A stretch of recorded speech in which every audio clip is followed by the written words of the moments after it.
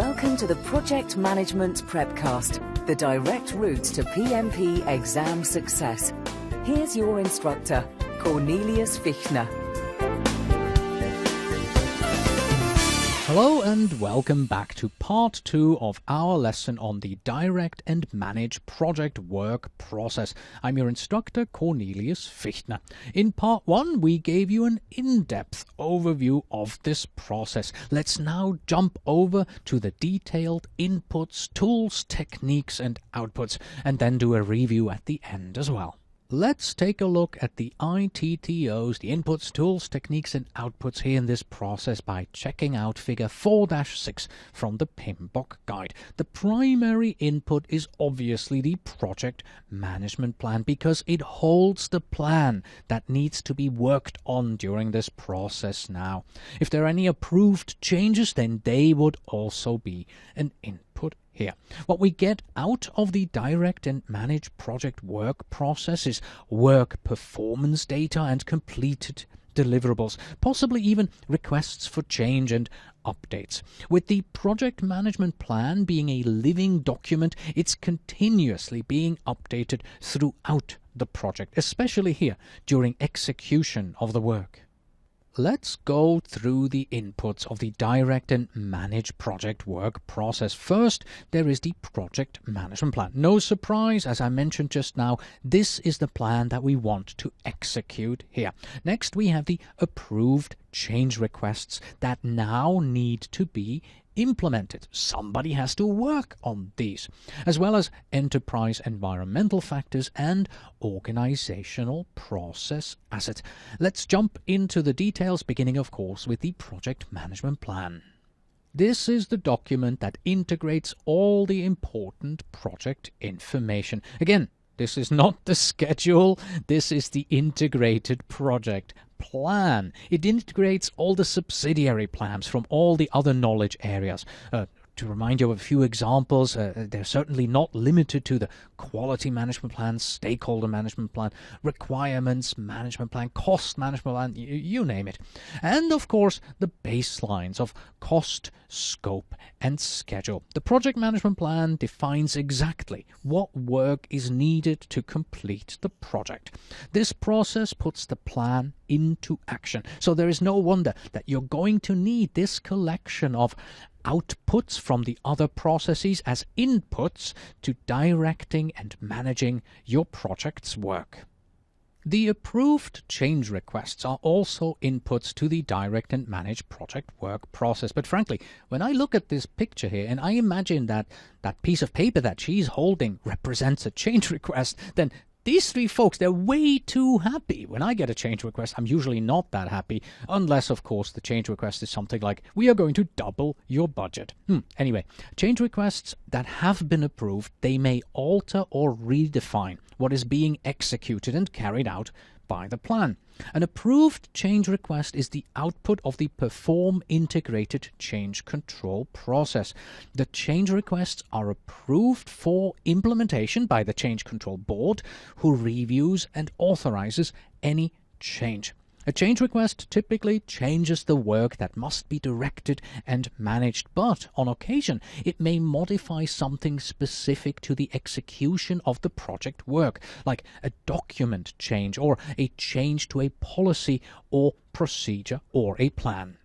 For the PMP exam, you need to know about 4 types of changes.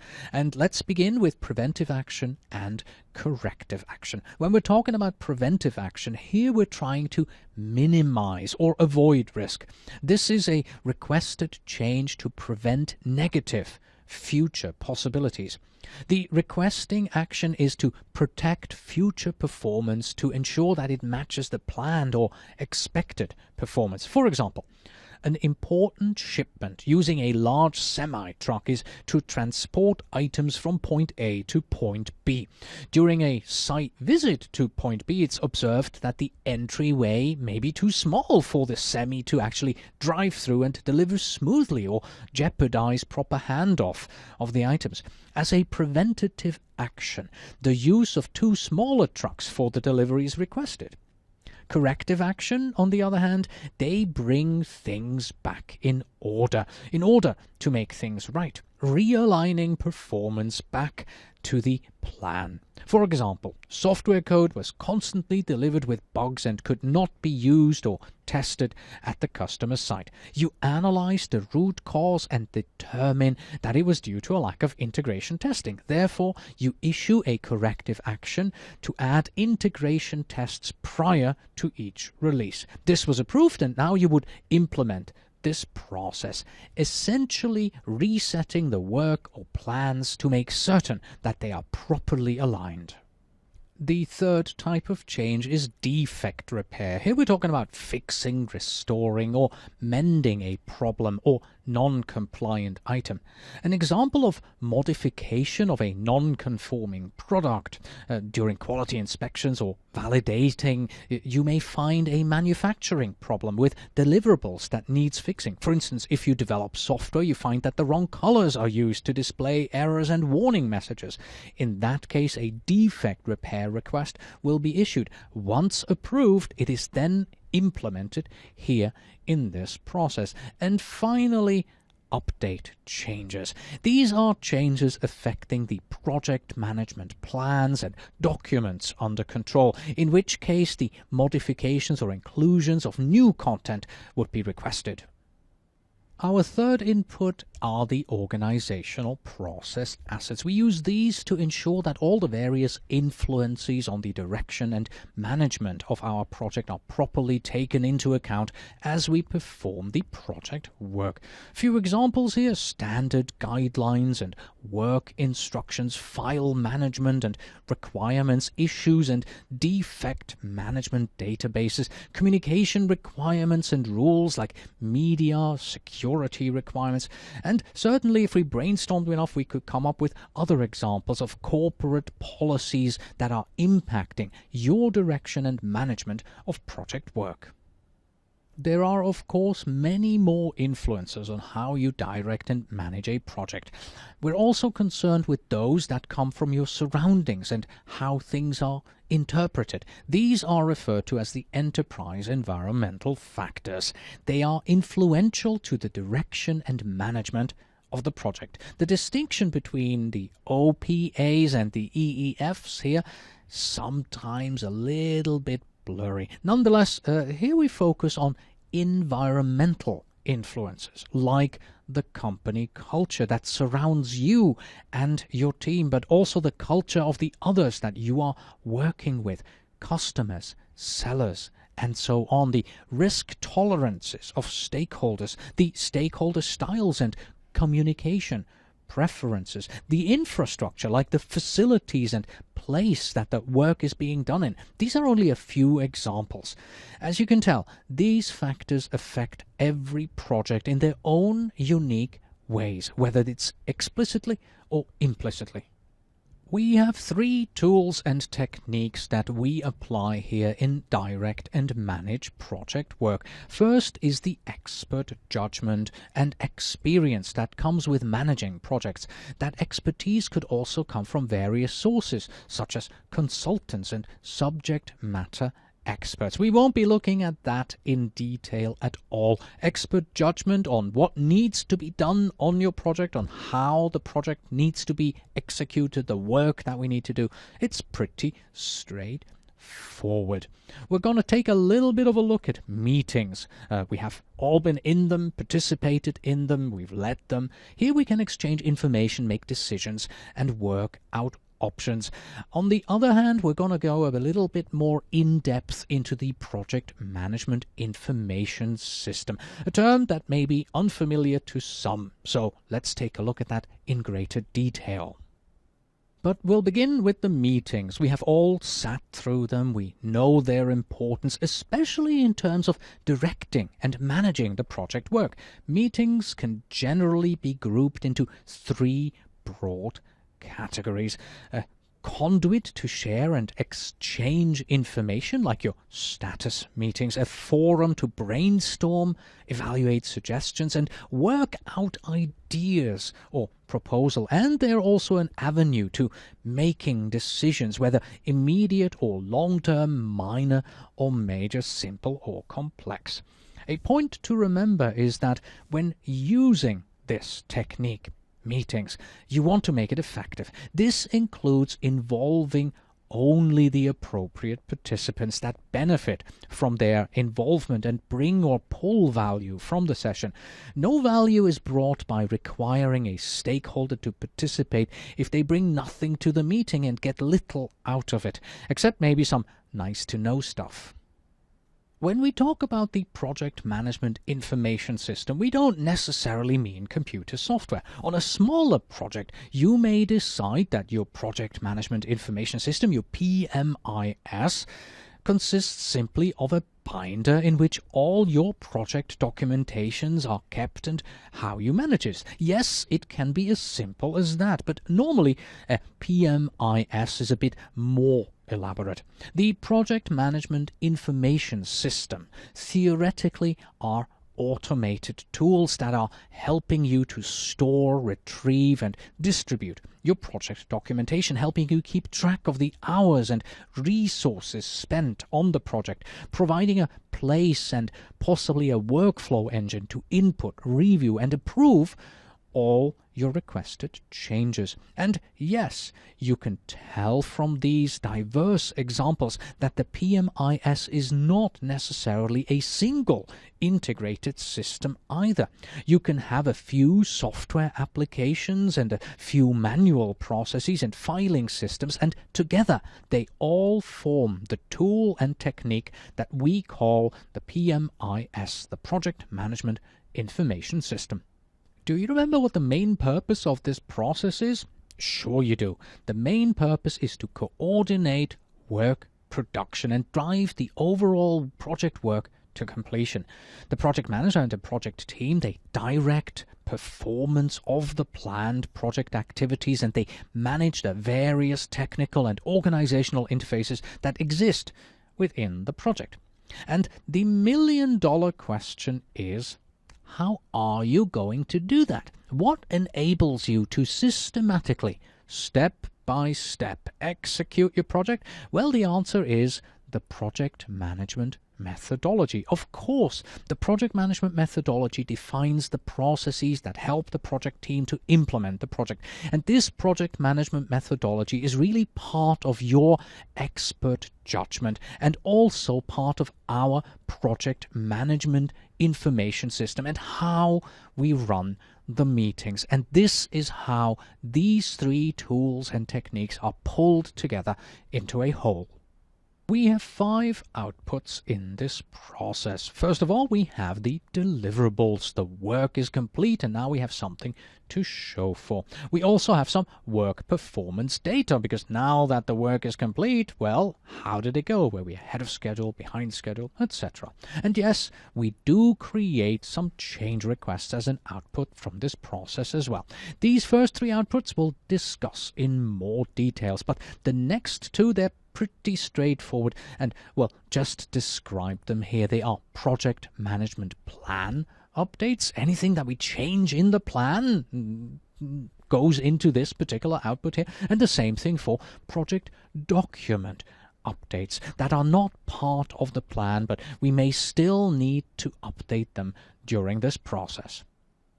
The main reason why we direct and manage project work is, of course, to produce our deliverables. And once you have done all the work through this process, you should hopefully have some deliverables ready to go. Remember, a deliverable is any unique and verifiable product, result, or capability to perform a service that is required to be produced to complete a process, a phase, or the complete project. After a deliverable has been produced, it must be verified against quality standards. Make certain it meets the quality goals by going through the control quality process, which is also part of the PMBOK guide processes. Finally, there needs to be validation of the deliverables for final acceptance by the customers.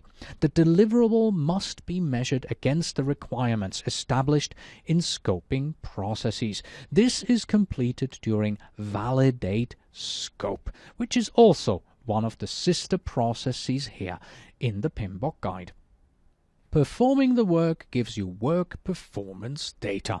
These data are the observations and measurements taken from execution. Gathered data provides information on work completed, status, and much more. For starters, you can use the captured data to update your schedule to show how much is complete and how much is still in progress. At the same time, you can show the updated estimates to complete. You will also report which deliverables are completed and which ones are not. Personally, I like to do this by actually highlighting the finished items on the work breakdown structure in green. It's a great visual way of doing that, but that's just my technique, and you don't actually have to do it that way. It just seems to work for me.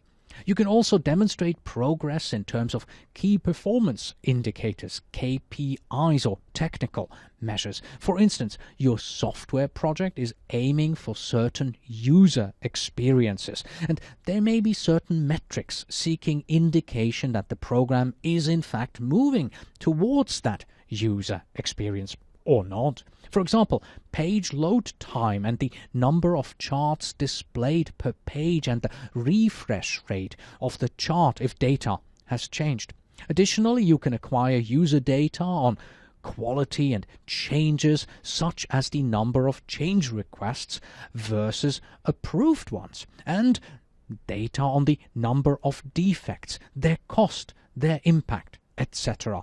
All of this falls under work performance data. Interesting enough, one result or one output of this process are change requests. So it really does look like we have them coming both ways, as an input and as an output. Well, remember, approved change requests are an input to this process, and change requests, or maybe better, new change requests, are the output. Let's look at the flow of these change requests with an example on a small project that you may be managing, just you and your boss. So let's assume that you are identifying the need for a change. So you go to the office of your boss and you explain why you need to make this change. Your boss, he is the final authority on this, listens to your pitch, agrees with the need for this change, and gives you the go-ahead. So you go back to work and you implement the change that you suggested, and you also update any relevant project documents. So this is how a change would be implemented on a small project that has few formal processes. But note, you still go through the steps of identifying a change, having a change approved, and then implementing the change.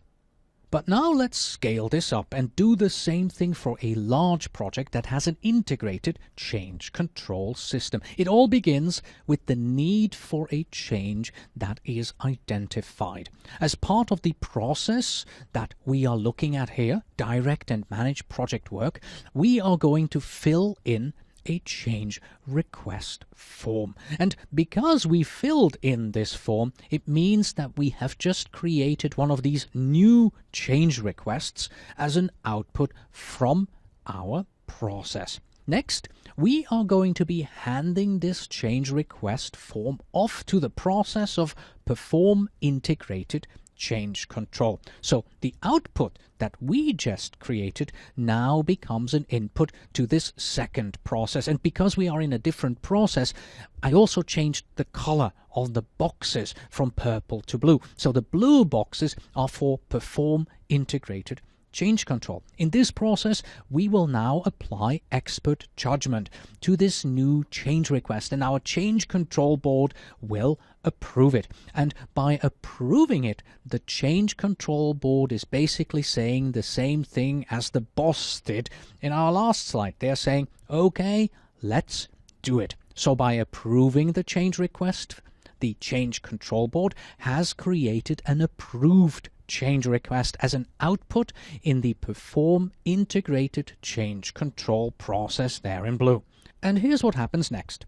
This approved change request is now used as an input in direct and manage project work, which is also indicated because the color of our boxes has gone back to purple.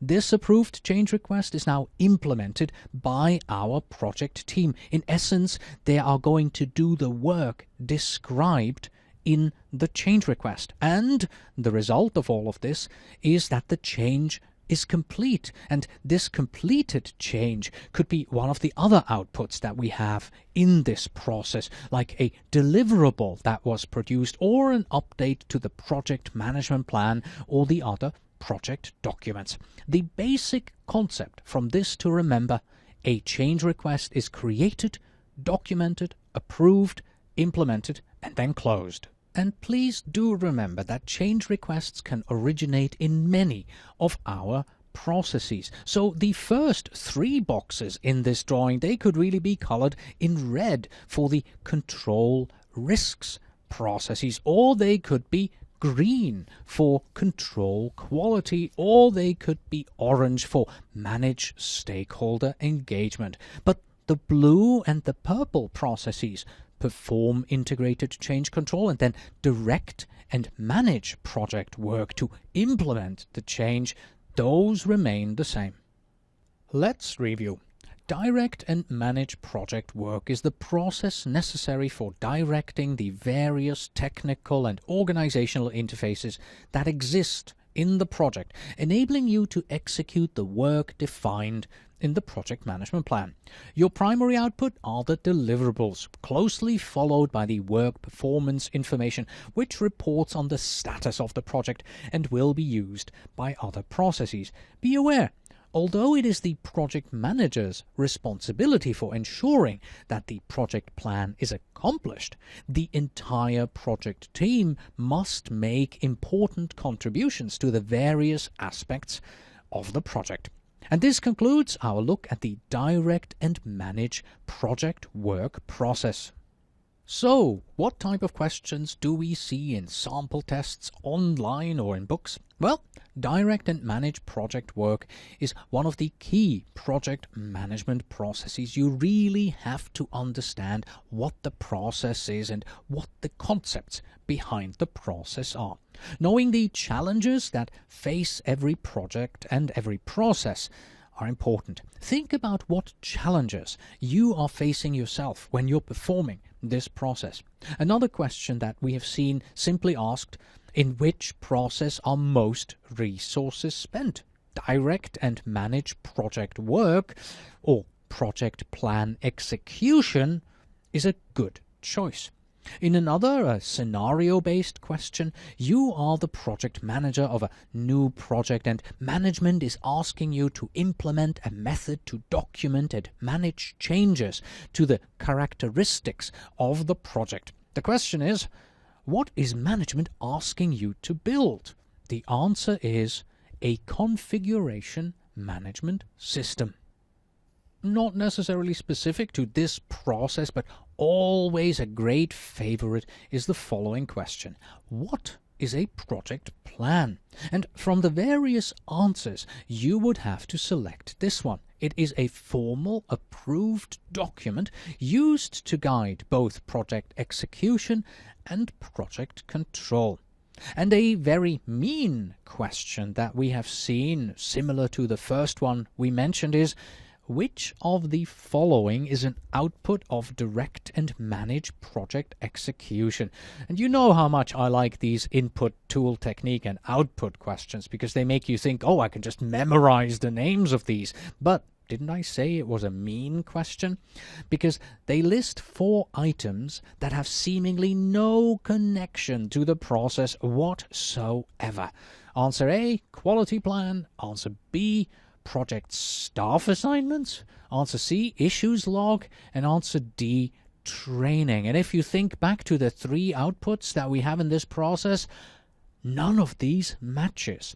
The correct answer in the end is training, because the 3 others are just randomly picked outputs from other processes. But training can in fact be a deliverable on any project. Therefore, training as a project deliverable is an output of this process. Mean, correct, and of course intended to show you not to memorize the inputs, tools, techniques, and outputs, but use your brain instead. And with that, we have come to the end of this lesson. So, Justine, what do we say? Arrivederci. Until next time.